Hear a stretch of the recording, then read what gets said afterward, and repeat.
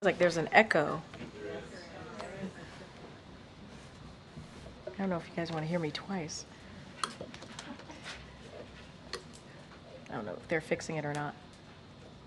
Okay, let's get going. I know, it does.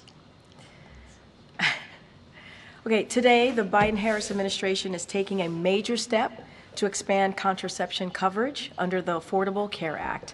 Since Roe v. Wade was overturned, Republican elected officials have made clear they want to ban or restrict birth control, defund federal programs that help women access contraception, and repeal the ACA. Congressional Republicans have also repeatedly blocked federal legislation to safeguard the fundamental right to birth control for women in every state. It's dangerous and it's unacceptable. This new action under our administration would help ensure that millions of women with private health insurance can access the contraception they need, including over-the-counter contraception at no cost. At a time when contraception access is under attack, President Biden and Vice President Harris will continue to fight to protect access to reproductive health care and call on Congress to restore the protections of Roe v. Wade into federal law. Now, the President and the Vice President their response to the recovery efforts continue to deliver for the people of North Carolina, Florida, and all communities affected by Hurricanes Helene and Milton. Over 5,500 federal personnel are deployed to North Carolina and Florida. Today, Administrator Deanne Criswell is in North Carolina with Governor Roy Cooper and state officials to continue surveying damage and ensure that resources continue to make it to the communities and survivors who need them. In total, nearly $2 billion in federal assistance has been approved for those affected by recent storms. In North Carolina, the administration has approved more than $300 million in assistance. This includes over $130 million for nearly 90,000 households. Additionally, FEMA has approved more than $189 million for debris removal and reimbursement of emergency protective measures for the state. And the administration also announced that the government will create a brand new program for assistance impact communities with their recovery and rebuilding efforts. Additionally, 15 disaster recovery centers are operating in impacted areas in North Carolina and have served more than 5,700 visitors, and power has been restored to 99% of impacted North Carolina customers due to thousands of utility personnel working around the clock. All of this is thanks to the leadership of the President, the Vice President, FEMA, and other administration leaders, and the many state and local officials who have helped ensure a robust and well-coordinated response and recovery effort. We'll continue to use every tool at our disposal to help these communities respond and recover from these disasters. And now, next, we have the First Lady. First Lady Jill Biden is unveiling a new enhanced educational White House public tour for visitors today at the White House. As a classroom teacher for 40 years, Dr. Biden knows that learning has to be engaging and interactive, and that you have to meet students where they are, giving them what they need to spark their curiosity and imagination. This is the first significant improvement to the tour in decades. And as the First Lady said, and I quote, "We've added flexible, versatile, and dynamic tools of learning to the tour, created more pathways in the house to bring people further into the rooms, expanded the tour to now include the diplomatic reception room, and we've included more educational content that visitors can touch, hear, and see up close." Get on that tour, folks. The First Lady hopes the tour inspires everyone who visits the White House to learn more about our shared history. And on the week ahead, the President will be hitting the road this week to discuss the Biden-Harris administration's work to deliver for the American people. On Tuesday, tomorrow, the President will host a bilateral meeting with Prime Minister Robert Golub of the Republic of Slovenia before heading to Concord, New Hampshire, where he will join Senator Bernie Sanders to discuss the Biden-Harris administration's work to lower costs of prescription drugs. During that event, the president is expected to discuss new data on savings for the first year thanks to the Inflation Reduction Act. He will also make a campaign-related stop while he is in the Granite State. Then the president will travel to Phoenix, Arizona on Thursday and Friday, where he will deliver remarks at the Gila River Indian community and discuss the Biden-Harris administration's record of delivering for tribal communities, including keeping his promise to make this historic visit to Indian country as well. This will be first as president to do this, his first as president to do this. As always, we will be sharing more information as we get closer, certainly to Arizona and tomorrow as well. Okay, Darlene. And thank you. Apologies, can you clarify one thing? You just said the president, after you were talking about New Hampshire, that he's making a campaign-related stop. Is that in New Hampshire, or were you talking about That's going to be in New Hampshire. Yep, the Granite State. He'll be making a campaign-related stop, and certainly the campaign will have more to share on that. And then on the leak of information, classified information about Israel's plans toward Iran, there was a leak of classified information last year in April. A member of the National Guard had posted a bunch of documents and whatnot online. Has the Pentagon and the intelligence community done enough since then to protect? What I can say is certainly we are aware of the reporting. Certainly we are concerned, very concerned by them. Anything about the process and this and how it's being investigated by the U.S. government, I would have to refer you to the IC, the DOJ, and certainly DOD.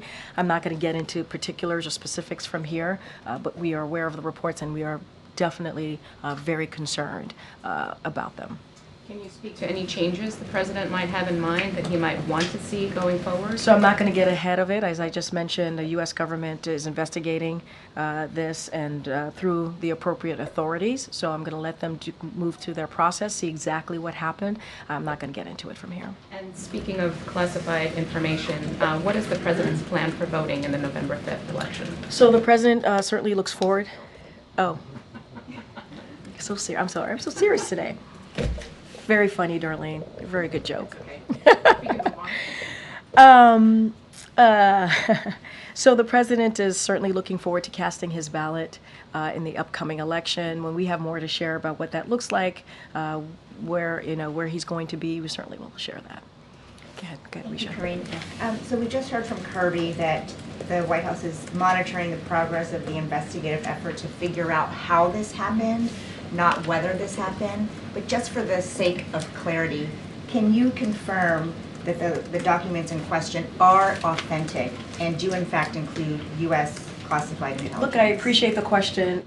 Like I said, we're certainly aware of the reports. We are very concerned. I'm not going to get into specifics. I'm not going to get into details. That's something for DOJ, IC, and DOD to get into it, and certainly they can hopefully answer any questions that you may have on this particular matter. But look, as the reports are out there and what we are hearing, certainly we are very concerned by them. They're being looked into. It's being investigated by the appropriate authorities, obviously the U.S. government here, and so I'm going to let them speak to it directly. Kirby characterized the concern as stemming from the fact that they were in the public domain. So, well, it's true. As he talked about it, the implication was that this was classified information. I'm just asking yes or no, was it? Look, anytime there are leaks like these that end up in the public domain, just reiterating what he said, of course it is concerning. We have the appropriate authorities who are looking into this on our side of things, and I'm going to be really mindful. I'm not going to get into specifics. Was this, classified? Was this not classified? I can't get into that from here. That is something IC and DOD and DOJ can get into it on those specifics. But anytime we see any type of classified information that is leaked and that is out there in the public domain, of course we are concerned, of course. But they can speak to their how authentic, how real, any of those pieces, they can speak to that. I'm not going to speak to that from here. And then just a quick follow-up on Darlene. I know you're figuring out his election day plans, but given the potential for political unrest and fear, does he plan to be here in Washington in the days that follow the election? So, look, the president is president wherever he is. Obviously the number one priority of this president is the American people. Obviously the security of the American people is also a priority of his as well. I don't want to get ahead of where he's going to be, if he's going to be here or not. We'll have more to share as we get closer, certainly to November 5th and what his schedule will look like. But he is indeed president wherever he is. And so his number one priority is the American people. Thank you. Get Selena. Thanks, Karine. Elon Musk is pledging to give away $1 million every day up until the election to voters in battleground states. Some experts are saying this is clearly illegal vote buying. Does the White House believe what he's doing is illegal? So I'm going to have to refer you to the FEC. I'm not going to comment from here. Can you talk about how the president's reacting to this in terms of, does he believe it's appropriate? Does he agree with what Governor Shapiro is saying about how this needs to be investigated? I would leave it to Governor Shapiro and the legal authorities to speak to this. I'm just not going to speak to it from here. I would have to leave it to FEC. And if you could just talk broadly about what Trump has also said about making Musk the head of a new government efficiency commission. Does the White House see that as a conflict of interest, given the fact that Musk's companies have so many contracts with government agencies, and it could potentially give him the power to regulate the agencies that hold sway over his own companies? Well, since that's a campaign-related item there, what they're planning to do next, or what it looks like under, and their platform for his campaign, I'm just not going to respond to it from here. Any reaction from the president or White House about Elon Musk's role at this moment in the political discussion? I have no response, no comment on that at this moment. Go ahead, Monica. On the apparent leak of classified information, how concerned is the president about the message it sends to allies about the way the U.S. handles some of the most sensitive top secret information? Well, what I can say is we take this very seriously, and as I've said many times already, we're very concerned. This is why the DOD, this is why IC, this is why DOJ are all looking into this, and so I would have to refer you to them. And as I stated many times, it's being investigated. We need to get to the bottom of it. We need to get answers before I can give you anything further from here. But it's being investigated by the appropriate authorities. We're looking into it. Are we concerned? Yes. Are we very concerned? Yes, we're very concerned. And so the appropriate authorities are looking into this. And you just mentioned the president's going to be making a campaign-related stop tomorrow in New Hampshire. He has so far only campaigned alongside Vice President Harris in an official campaign event capacity once. We have reporting that we don't expect to see the two of them together in these final 2 weeks. What is the reason for that? Well, I would remind folks that he was in Philadelphia just last week doing a campaign event just last week on his own. And so would remind folks that he was doing that. There's going to be a campaign-related event, as I just mentioned, tomorrow, and there'll be more to come. I think there will be more to come. We cannot forget what we have seen this past couple of weeks. 2 historic hurricanes, right? Let's not forget that. The president was able to, because of his leadership and what his administration was able to do, we avoided a port strike, right? That's something that he was able to do. And there are just many other obviously pressing issues that are not just here domestically, but around the world. And the president has led on those issues. And so the most important thing that the president believes that his job is to continue to be there for the American people, deliver for the American people, and that's what you have seen him do. Now, he's going to be out there. I would say stay tuned. There's more to come. I just mentioned New Hampshire. There's more to come in the upcoming days, and we'll certainly share that with all of you. Finally, former President Trump is in North Carolina today. He was talking about some of the FEMA efforts there. He called the rescue effort, quote, non-existent. He repeated some misleading information about where some of the funds have been directed to. So how concerned is the White House still about what that might do to not just people taking in this information, again, that's misleading, but to voters specifically in key states where the devastation of the hurricanes has been evident? Well, I'm glad in your question you said misleading information, which is true. Misleading information that is being put out there. And it's not just from us. You've heard from Republicans and Democrats, right, in North Carolina, who have said, who have made it very clear, by pushing these types of conspiracy theories, they are dangerous, they are unhelpful, and it is not what leadership looks like. I'll say it there like that. And it is a time when you see something like that, these types of hurricanes that have impacted communities the way that they have, both of them, Hurricane Helene and Hurricane Milton. It's time that you bring a community together and stand by each other. And so you've heard from, again, the governors of all of these states. Well, in particular, certainly as we're talking about governor in North Carolina, he spoke to this today, and he said the Biden-Harris administration has responded quickly and positively to our request. The federal government has been responsive to our call for help. That's coming from the governor of North Carolina. We also heard from the mayor of Asheville as well. And so we have seen a bipartisan reaction to this, appreciation for what this administration has been able to do. And the reason we've been able to do this work on the ground is because we've had a good partnership with local and state officials on the ground. And this type of conspiracy theory that's out there, it is dangerous. To your point in your question, it's dangerous, it's unhelpful, and it gets in the way. Again. Secretary Blinken is headed back to the Middle East today. Does the White House have any hope that this trip will be more successful than past trips, given that this comes after the death of Sinwar? Yeah, so a couple of things. I know the State Department, my colleagues over at the State Department spoke to this in greater detail about the Secretary's trip, which starts tomorrow. He's going to be going throughout the region. He's going to discuss the importance of ending certainly the war in Gaza, securing the release of all hostages, alleviating the suffering of the Palestinian people, and he's going to underscore the importance of getting that food, medicine, and other humanitarian aid. It's important to get that delivered to civilians in Gaza. And he's going to also continue to have the discussions that we've been having for the past several months now about the diplomatic resolution to the conflict between Israel and Hezbollah. And so we're going to reaffirm what you're going to see from this trip that the Secretary is having throughout the region is reaffirming our commitment to what I just laid out to our partners across the region. And we do want to de-escalate the tensions and also obviously provide that lasting stability.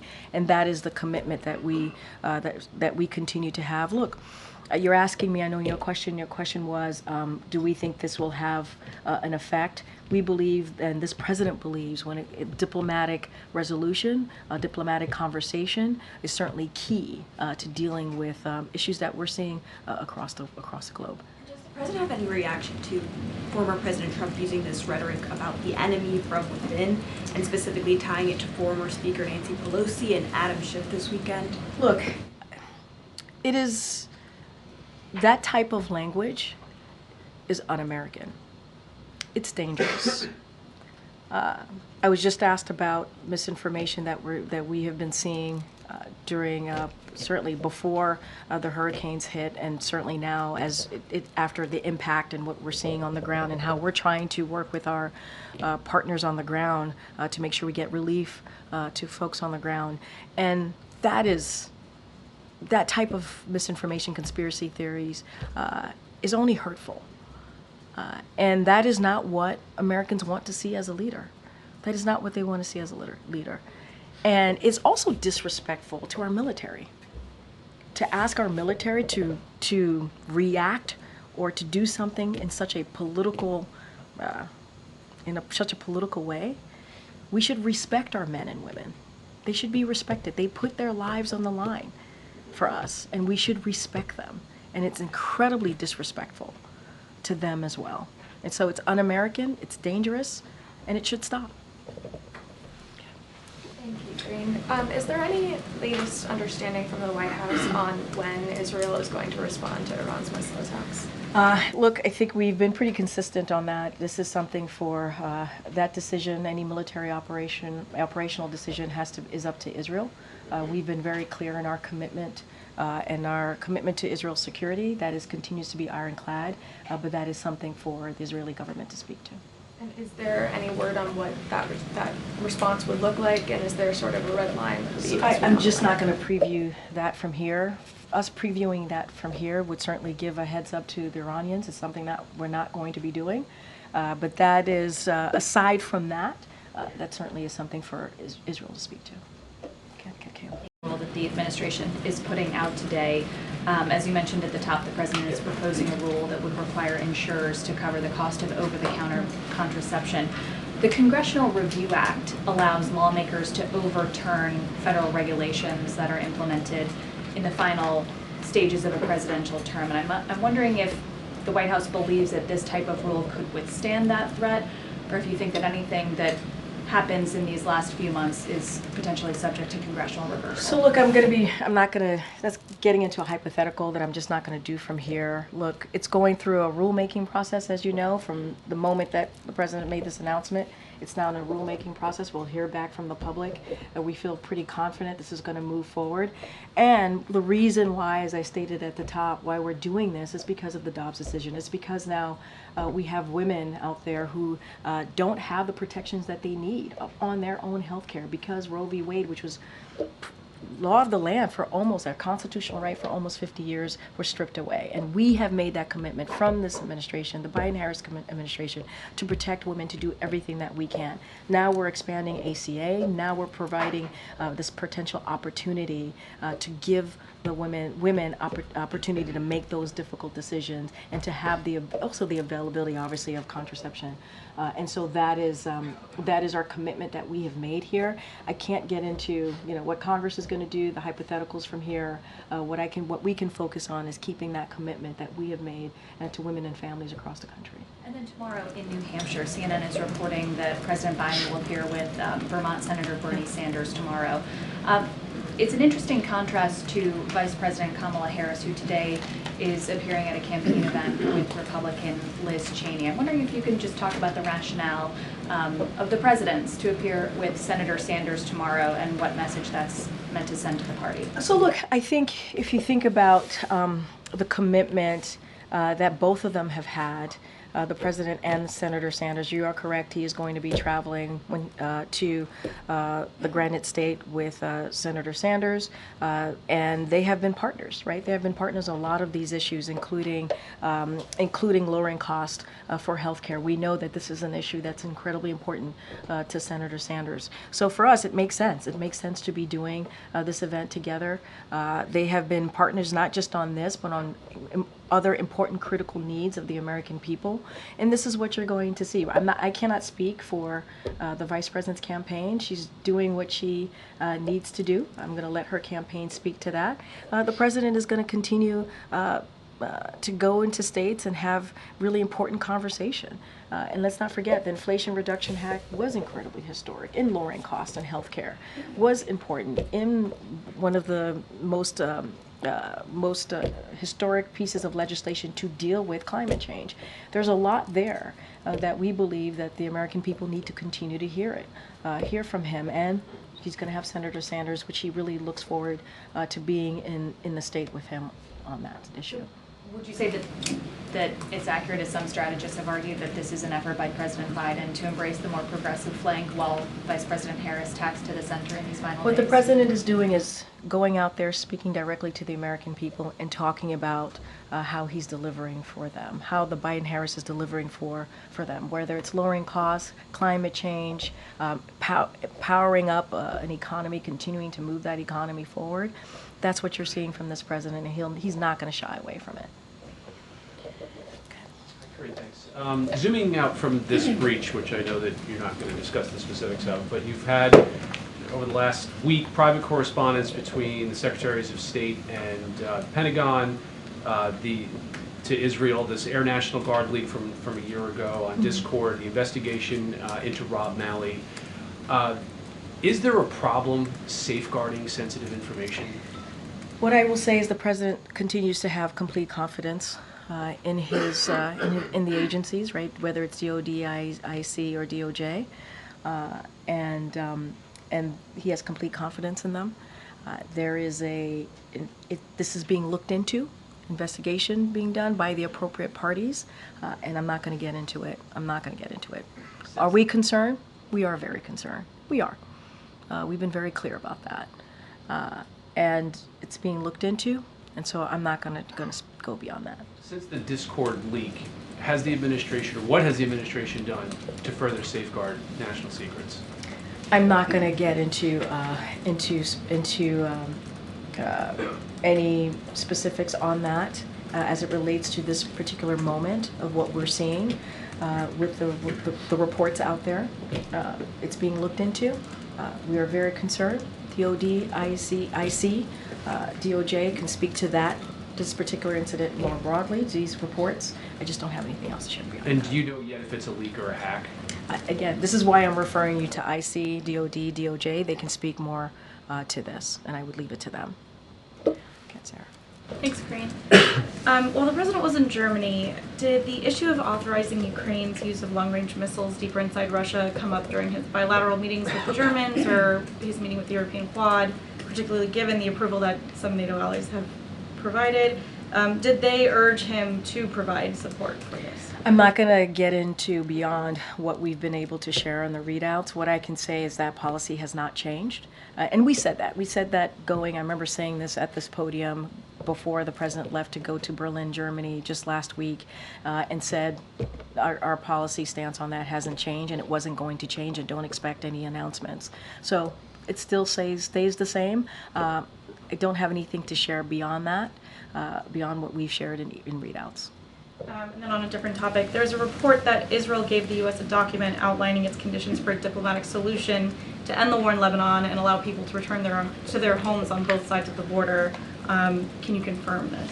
What I can say is that many times we get certainly views from the Israeli government. We get their views on things, and certainly the back and forth. I've said many times that we have regular conversation with our counterparts in the Israeli government, but I'm not going to get into diplomatic or private conversations from here. Okay. So this administration has warned Israel that it could lose access to some U.S. weapon fundings if it doesn't produce a dramatic increase in humanitarian aid coming into Gaza. Have you seen so far any dramatic improvement in the delivering of aid? So here's what I'll say to that. We are working to surge humanitarian assistance into Gaza. So just a couple of things just to update all of you. Over the weekend, we welcomed the airdrop by the UAE of food parcels into central Gaza. We also noted the resumption of deliveries last week into northern Gaza as well, including through the Vital Lifeline from Jordan with 129 trucks entering northern Gaza last week after an unacceptable slowdown since October 1st, which we've talked about just last week. That number must further increase over the coming week, and we are grateful for Jordan's leadership in organizing these deliveries.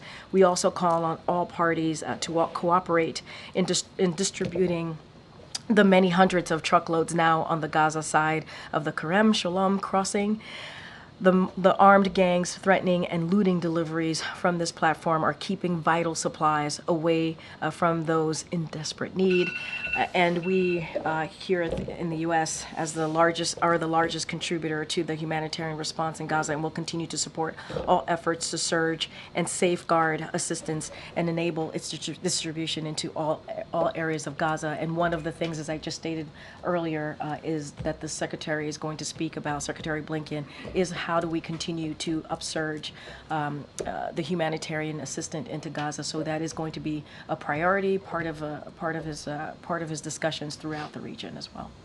Okay, Jared. The task force, the House task force investigating the Butler, Pennsylvania attempted assassination came out with an interim report today. Yeah. Pretty critical of the Secret Service, especially as it relates to the coordination and communication with local police. One, does the White House, the President, have a reaction to that? And two, does the President still have full confidence in the current leadership at Secret Service? So look, the President has deep respect for the Secret Service, and he knows that they have an extremely difficult job. He knows that the men and women who are part of the Secret Service put their lives on the line day in and day out. And so we're going to review the report. I'm not going to comment on the report right now. We're going to review it. As you just said, it just came out this morning. So, and I would add, Secret Service has also acknowledged their own shortcomings, and they have taken several steps to enhance the former president's protection, and so they're continuing to do that work. And the president has also been clear from his point of view as well to the Secret Service to make sure that they provide the highest level of protection for the former president. And so that is what the Secret Service has made some changes, enhancing certainly the protection of the former president. And as it relates to the report, we are going to review it. Is President Biden confident in his own protection? Yes.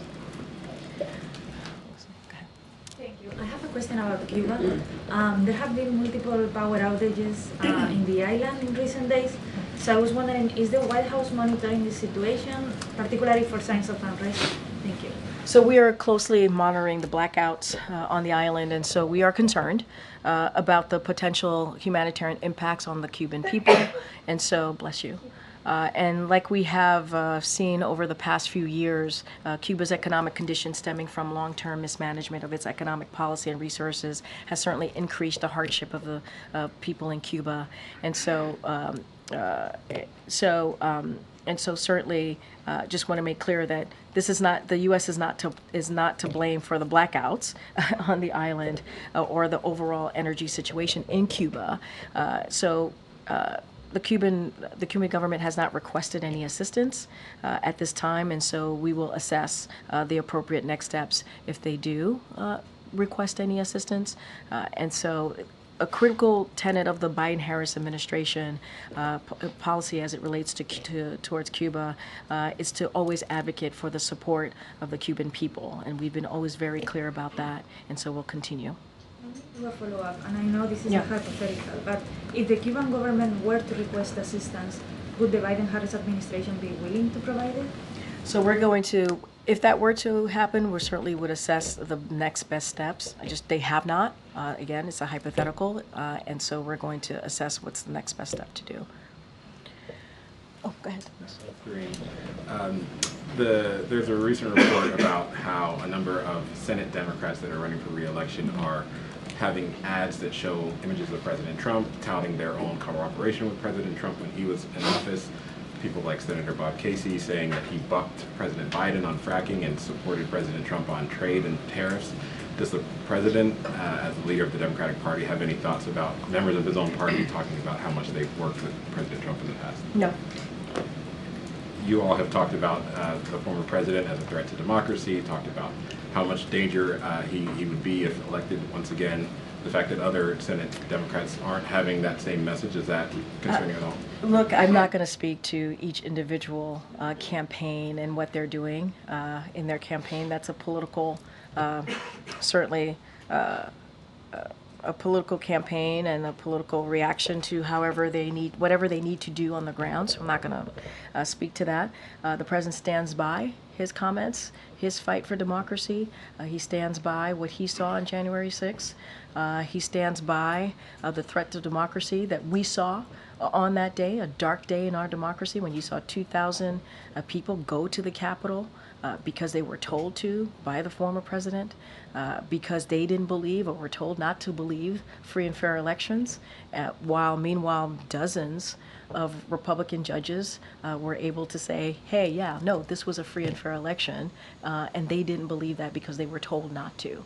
And what we saw on that day was horrific.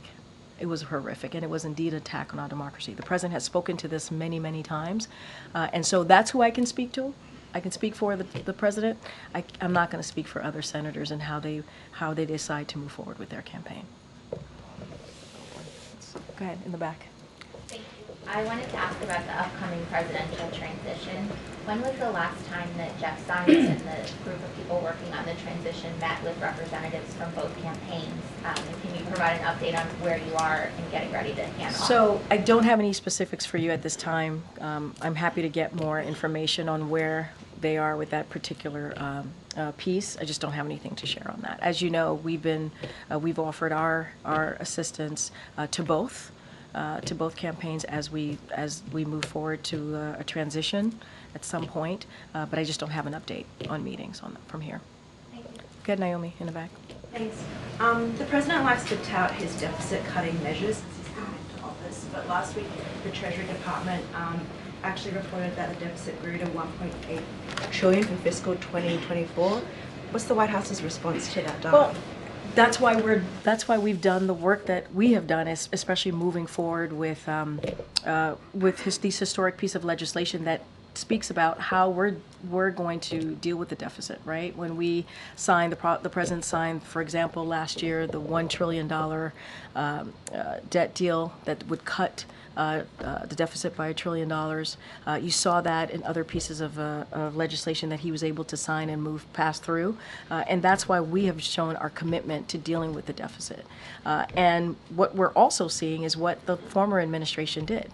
The former administration passed tax cuts for billionaires and corporations that had led to where we are currently with this deficit. And so the president has done the work and will continue to do the work to try and deal with, as you just laid out, the deficit that we're seeing.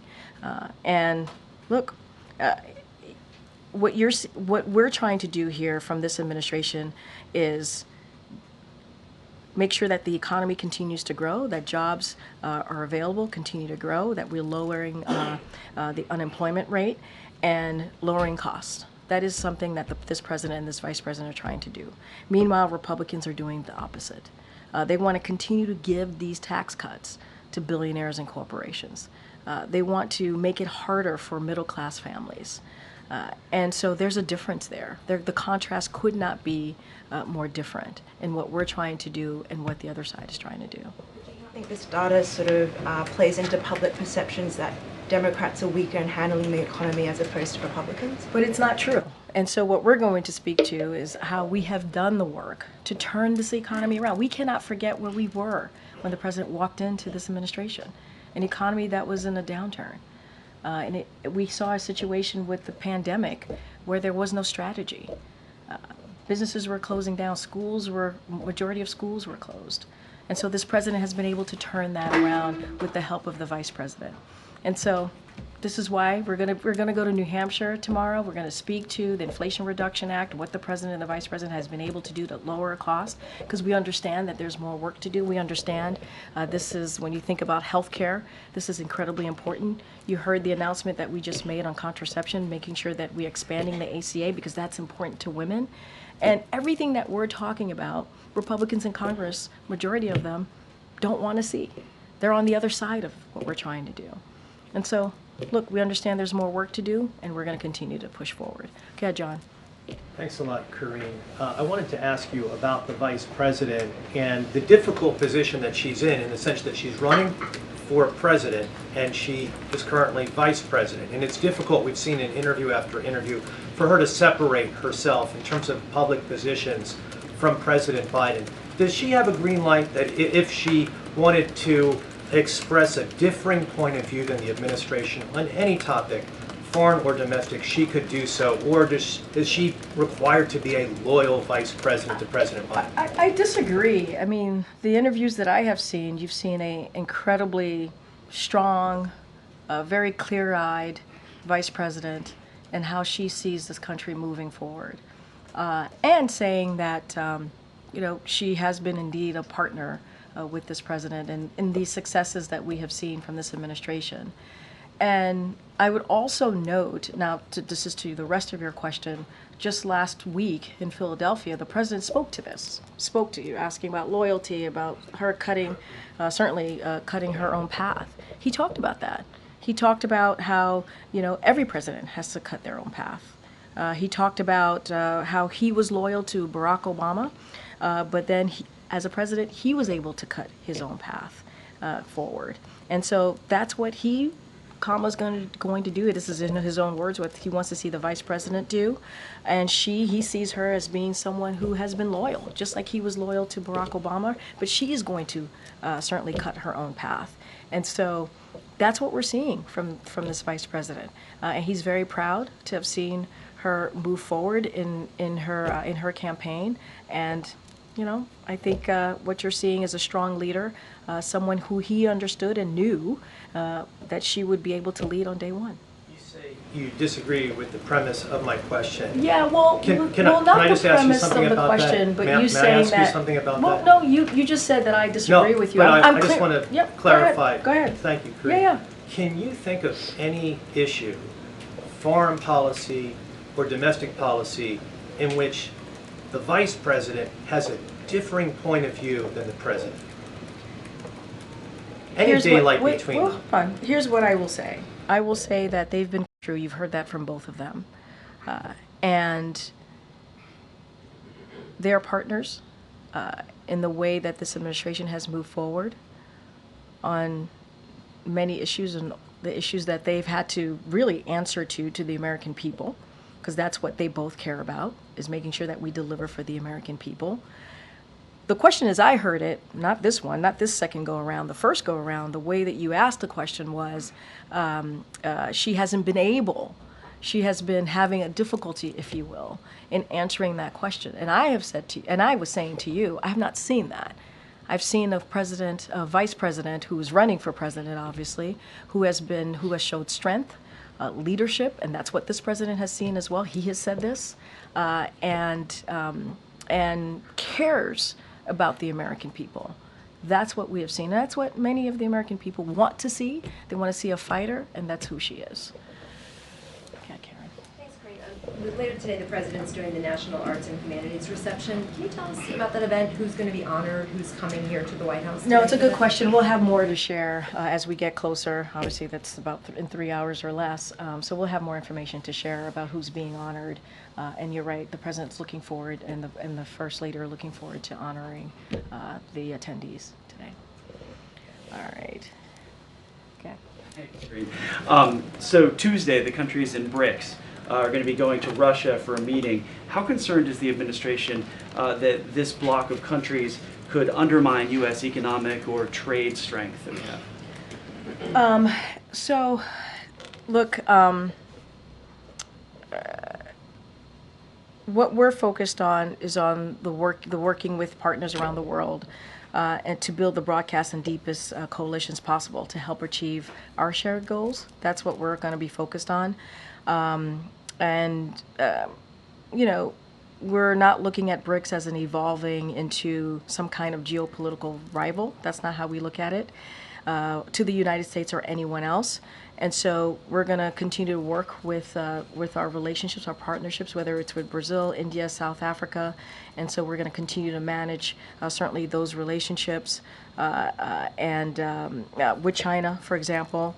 And so that's going to be our focus right now. One of the newest members of BRICS is the United Arab Emirates, and in September, on September 23rd, the administration signed a deal with them to develop new AI technologies. How concerned then is the Biden administration that what we give to the UAE will then end up in Russia, China, or Iran's hands through the BRICS agreements? So we've worked extensively with UAE on advanced technology. That is something that we have done, and we've done that for the last 2 years.